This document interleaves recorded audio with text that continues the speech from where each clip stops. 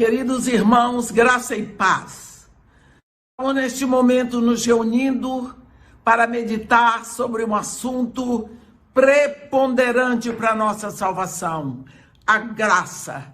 Por isso eu os convido a abrirem a Bíblia agora na carta do apóstolo Paulo aos Efésios, no capítulo 2.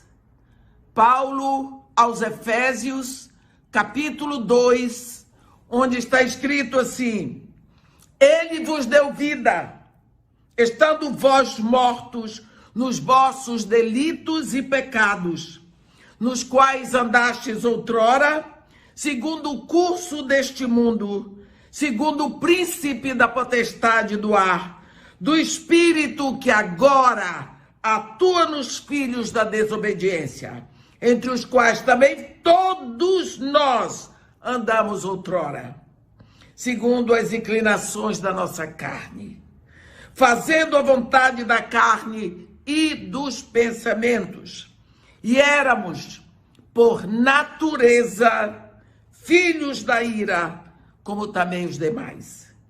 Mas Deus, sendo rico em misericórdia, por causa do grande amor com que nos amou, e estando nós mortos nos nossos delitos, nos deu vida abundante juntamente com Cristo.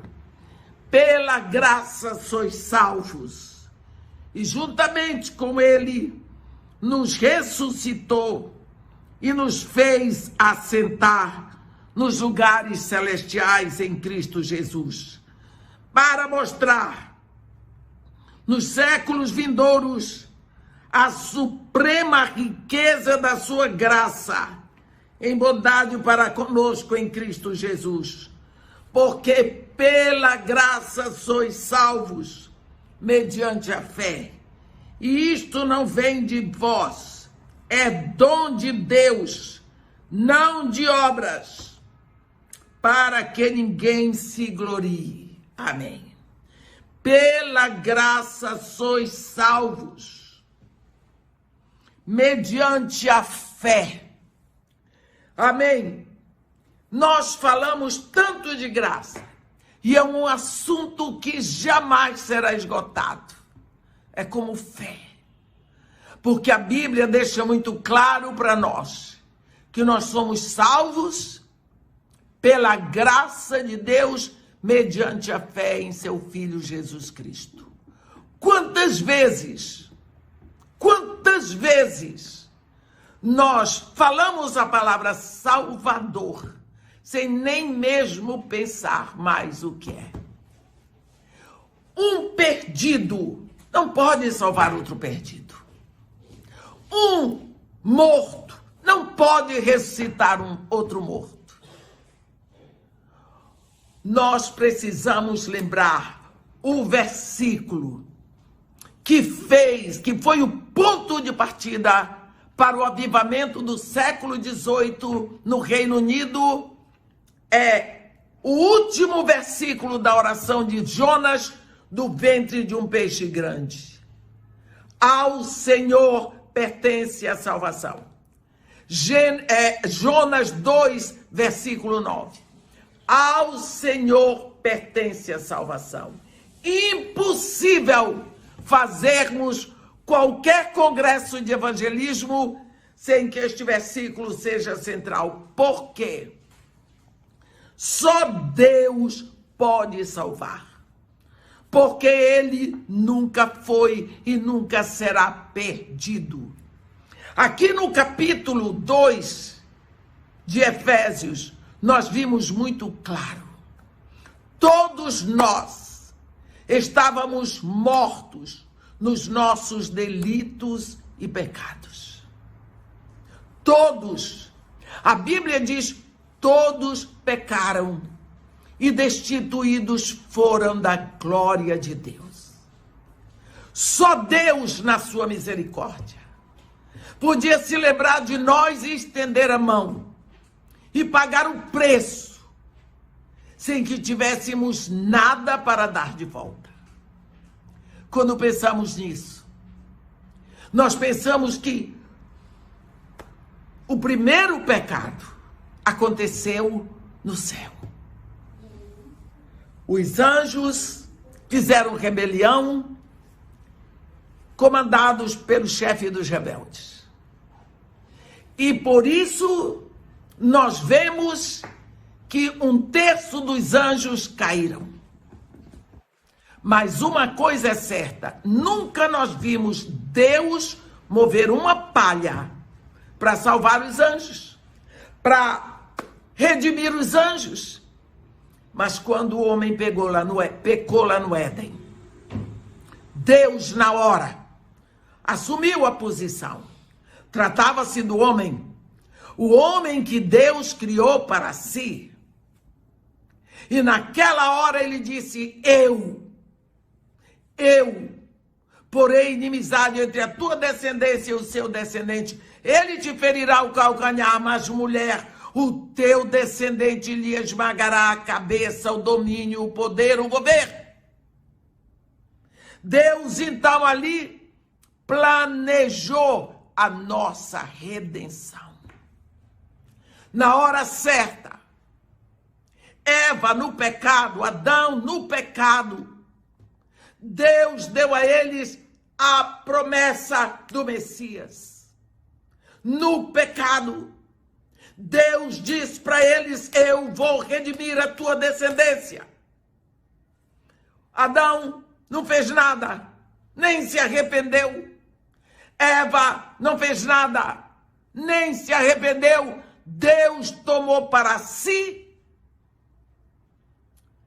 a incumbência da redenção, de pagar um preço tão alto. Talvez Adão e Eva não sabiam o preço que ia ser pago pela desobediência deles. Passaram-se centenas e centenas de anos, até que nós vemos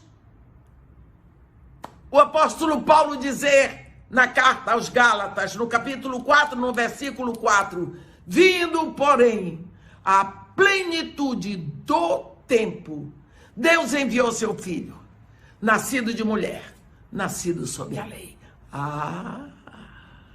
Aquilo que tinha sido prometido a Eva, agora chegou para nós. Deus envia Jesus, seu filho, para redimir. Ele vem, ele paga o preço, ele redime o homem. Deus, o Pai, planejou, Jesus pagou e subiu. Que tal? A redenção está pronta. Se você compra um carro maravilhoso, paga tudo do carro e deixa guardado na concessionária, do que adiantou? Tem que ser usado. É isso que então o Espírito Santo vem fazer. Ele toma a redenção planejada pelo Pai, feita pelo Filho, e ele vem aplicar a cada um de nós. Ele vem aplicar. Tudo isso de quê? De graça. Não pagamos nada, nem merecíamos nada, nem somos dignos de nada. Ele fez. O caminho está aberto. Isso é graça. Pela graça de Deus sois salvos, mediante a fé no seu Filho. Quando nós lembramos que Deus fez uma aliança com Abraão, quando Deus fez a aliança com Abraão, foi uma aliança de sangue. Ele mandou Abraão preparar os animais, parti-los no meio. E quando foi na hora certa, Deus, numa tocha de fogo, passou entre as partes daqueles animais. Abraão dormia. Abraão estava dormindo quando Deus fez aquela promessa. Sabe, porém, Abraão, que a tua descendência será reduzida à escravidão e será afligida em país estrangeiro. Eu os tirarei de lá. Eles ficarão reduzidos por 400 anos. Tu irás para os teus em ditosa velhice, mas cumprido esse tempo, eu trarei a tua descendência e eu darei a eles esta terra que eu estou te dando hoje, porque não se cumpriu ainda a medida da iniquidade dos amorreus. Meus irmãos, Abraão estava dormindo. Deus fez uma aliança com Abraão, como? Jurando por si mesmo. Abraão, eu vou entrar com tudo. Eu vou tomar conta. Eu vou dar 400 anos para os amorreus continuarem na iniquidade. Eu vou dar 400 anos para os egípcios maltratarem a tua descendência. Eu vou dar 400 anos para a tua descendência sofrer, mas eu me encarrego de trazê-los para tomar posse dessa terra que hoje eu te dou. Vai sossegado. A promessa foi feita de Deus para Deus, e Deus cumpre a sua palavra. Ele diz em Isaías 55, assim como descem do céu a chuva e a neve, e para lá não retornam sem que antes reguem a terra, e a fecundem, e a façam produzir, para dar semente ao que semeia e pão ao que come. Assim é a palavra que sai da minha boca. Não retornará para mim vazia, mas fará o que me apraz e prosperará naquilo para que a designei. Isso significa graça. Deus entra com tudo e Ele não requer de nós nada além de crermos. Isso é graça de Deus. Hoje, depois que tudo aconteceu, o que Deus requer de nós? O que Deus requer de nós? Quando Deus pergunta isso por boca do profeta Miqueias, o que Deus requer de ti, ó homem? Que ames a justiça, que pratiques a misericórdia e que andes com integridade diante do teu Deus. Mas o que é necessário para que você seja salvo é que você beba da graça de Deus, tendo fé no valor do sacrifício de seu filho. Deus não está querendo que você traga sacrifício para Ele. Deus não requer que você ofereça o seu corpo em sacrifício. Ele só quer que você creia no seu amor. Crê no Senhor Jesus. Consequência, serás salvo, tu e a tua casa.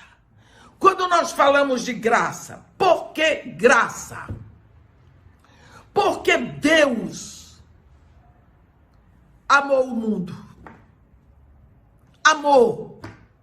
Amor. E a consequência do amor é o sofrimento. Se Deus não tivesse amado tanto o mundo, Ele não teria dado o seu filho. Quantas pessoas acham, se eu amo, eu tenho que ser feliz. Se eu amo, eu vou sofrer. Se eu amo, eu vou sofrer. Porque Deus não teria dado o seu filho se Ele não tivesse amado o mundo de tal maneira. A graça de Deus é simplesmente inexplicável. Como é inexplicável o amor de Deus. Mas nós também não merecemos. É tudo dado porque Deus nos ama. Esquecemos de agradecer a Deus por esse amor rico em graça. Nós lembramos, para Deus salvar o seu povo Israel, para dar a ele salvação física, Deus abriu o mar para que eles pudessem atravessar. Que situação ali em Pi-Hairote, quando Moisés levantou a mão e Deus mandou um vento oriental que foi rasgando o mar. Que momento precioso. Aquele povo atravessou um paredão de água de um lado, um paredão de água do outro lado, e o povo atravessando no meio.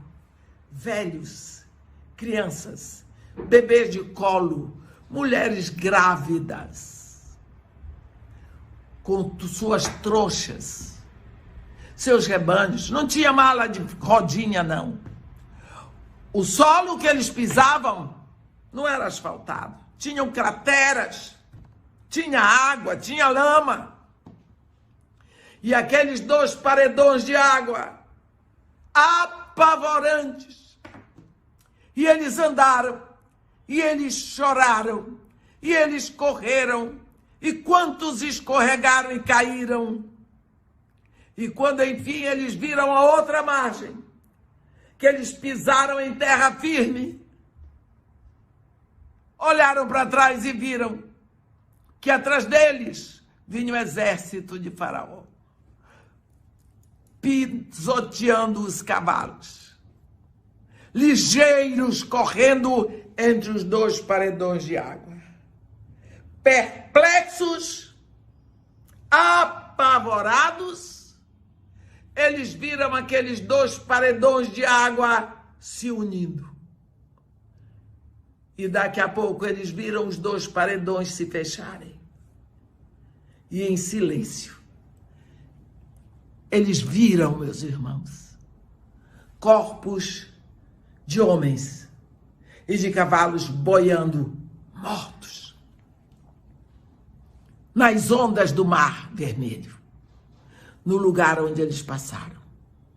Deus deu livramento físico. Deus rasgou o mar para dar livramento físico para o seu povo. Um dia, Deus rasgou o seu próprio filho lá na cruz para dar a você e a mim livramento espiritual. É através do corpo de Jesus Cristo rasgado lá na cruz que nós temos acesso a Deus como Pai. E isso é graça, porque Ele não precisou rasgar a você nem a mim. Nós não sentimos uma dor, nós não sentimos a vergonha. Ele, por causa do seu grande amor por nós, rasgou o próprio Filho para abrir um caminho vermelho, mas não é no Mar Vermelho, é no sangue vermelho do seu Filho. Um caminho de acesso para Ele, um caminho de retorno para Ele. Graça. Graça de Deus. Graça de Deus. Pela graça de Deus somos salvos. Pela graça de Deus, mediante a fé no seu Filho Jesus. Precisamos lembrar que não há nada que possamos fazer para pagar isso tudo.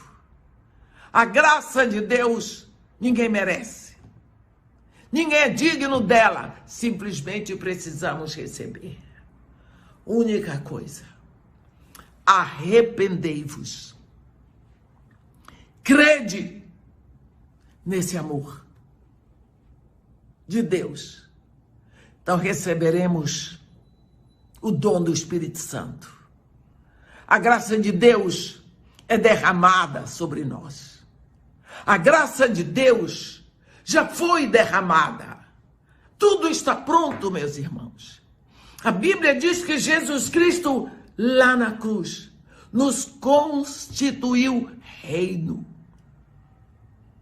sacerdotes para o seu Deus e Pai. Você observou? Lá em Apocalipse 1 está dizendo que Ele nos constituiu. Esse verbo está no pretérito perfeito, que indica uma ação completa no passado. não está para ser feito. Ele não vai nos constituir. Ele já constituiu, está feito. Você só tem que lançar a mão na misericórdia, tomar posse. Lembra daquele homem lá na cruz? Aquele penitente que tinha feito tudo errado. Ele não era um santinho, não. Ele não estava sendo injustiçado. Aquele homem, quando ele olhou para Jesus, ele pensou, ele olhou, ele disse: Senhor, lembra-te de mim quando tu vieres no teu reino. Eu não estou querendo sair daqui. O outro ladrão queria: salva-te a ti, a nós mesmos, quero sair daqui para continuar essa vida suja que eu levo. Ele estava dizendo: eu não quero mais nada com este mundo. Eu não estou interessado em mais nada daqui. Eu estou olhando para o teu reino. Lembra-te de mim quando vieres no teu reino. E Jesus disse para ele: hoje, ainda hoje, tu estarás comigo no paraíso. Ele aceitou de graça. Ele merecia? Não. Ele merecia a morte. Ele era digno? Não. Mas ele se rendeu. Única coisa que Deus requer de nós: que recebamos, que aceitemos, que creiamos no valor daquele trabalho completo feito lá no Calvário. Aquilo tudo foi feito pela graça de Deus, mas custou tão caro. Por isso Deus diz: não terei por inocente quem usar o meu santo nome em vão. Porque aquilo dali não foi uma brincadeira. Aquela foi o maior gemido de Deus. O pecado, meus irmãos, teve um resultado horrível. A Bíblia diz em Romanos 8 que a natureza toda geme e chora pela manifestação dos filhos de Deus. A natureza. Por quê? Porque a Bíblia diz que Deus falou: Adão, por tua causa, amaldiçoada é toda a terra. Toda a terra. Tudo o que é da terra. Os animais, os vegetais, os minerais, o homem. Então a natureza está sob maldição. Vocês têm visto falar do extermínio dos animais? Eu vi uma cena horrível quando teve incêndio no Pantanal.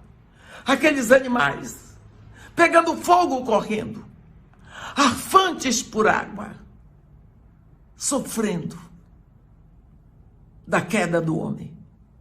A natureza geme, chora. Mas também está escrito que o homem, nós que temos as primícias do Espírito, nós também estamos sofrendo.